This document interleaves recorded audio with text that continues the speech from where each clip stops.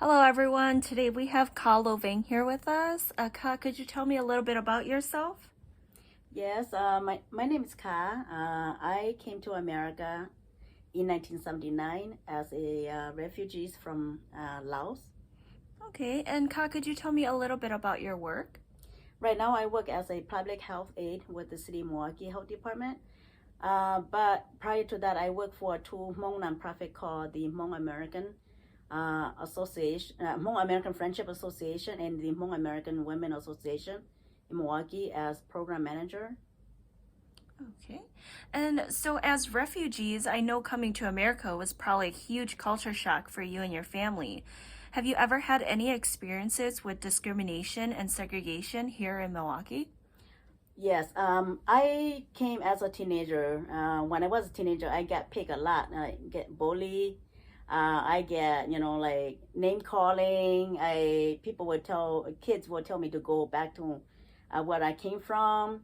And as I grew up, for instance, one time my landlord talked to me, say that do Hmong people pay taxes? And I said, of course, the only I don't know about other. I know that I don't know about other people, but the only thing I couldn't do is vote because I was not a citizen back then. But I do pay my tax, and I think that is discrimination because they assume that because we come here, then we don't, we don't pay tax, they think that we're just getting, things free here. Yeah. So, because of your experiences, what do you think people should know about the hardships of discrimination?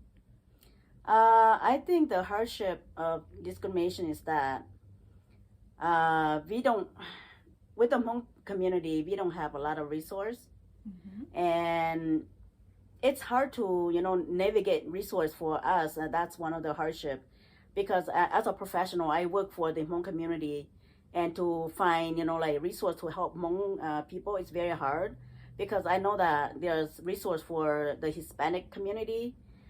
They may be other resource for other immigrants or community that came here longer than us, but we are one of the not the recent refugees, but the recent refugee of the Burmese, but we are we're here for the last 40-50 years, but still not enough resource for us. So that is also a hardship for us, and we can't expand because of that. True. Okay, so what do you think could be done to help stop or reduce the discrimination and segregation towards Hmong people?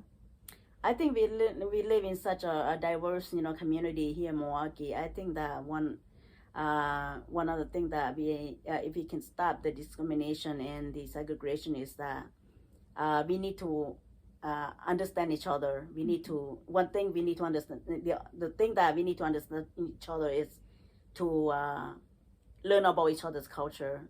It's education. Really to get to know each other is to learn about each other's background, how we can serve each other better, to know each other. Yeah, I totally agree. So overall, the discrimination towards Hmong people has caused segregation for our people since the beginning of being here in Milwaukee. But with the right resources and expansion of education, we remain hopeful that the Hmong people will continue to flourish. Thank you for joining us, Ka, and have a good night. You're welcome. Good night.